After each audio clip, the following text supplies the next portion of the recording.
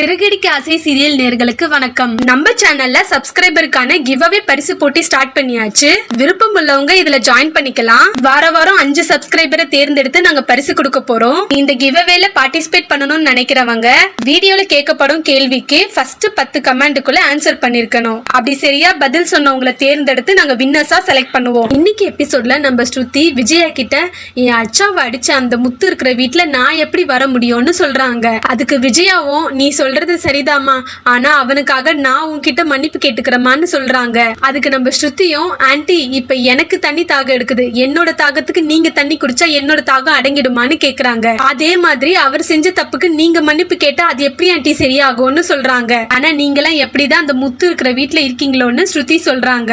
அதுக்கு விஜயாவும் அது ஏன் தலையெழுத்துமா, அதுக்கு என்ன பண்றது, நீ வீட்டுக்கு வாமான்னு கூப்பிடுறாங்க.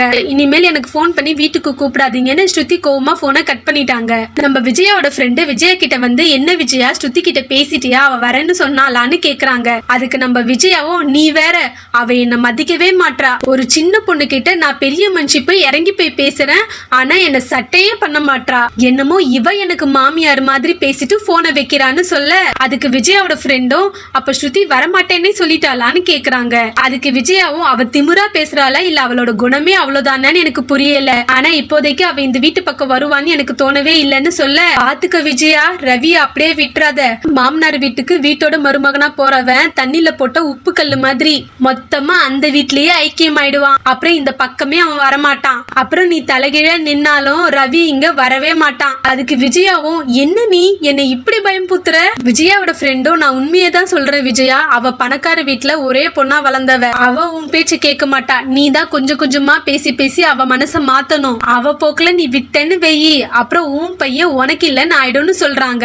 அதுக்கு விஜயாவும் அப்படிலாம் இருக்காது, என் புள்ள கண்டிப்பா என்கிட்ட திரும்ப வந்துருவான்னு சொல்ல, அதுக்கு விஜயாவோட ஃப்ரெண்டு அப்படிலாம் நம்பிக்கிட்டு இருக்காத விஜயா, இப்ப என்ன பாத்துக்கோ, என் புள்ள என்ன விட்டுட்டு போயிட்டான், இப்படியே ஒவ்வொருத்தரா இந்த வீட்டை விட்டு போயிட்டா நீ என்ன மாதிரி ஒண்டி ஆயிடுவ, இப்ப நான் உன்னை பார்க்க வரா மாதிரி அப்புறம் நீ என்ன பார்க்க வருவ, அதனால உஷாரா இருந்துக்கோன்னு சொல்லிட்டு கிளம்பிடுறாங்க.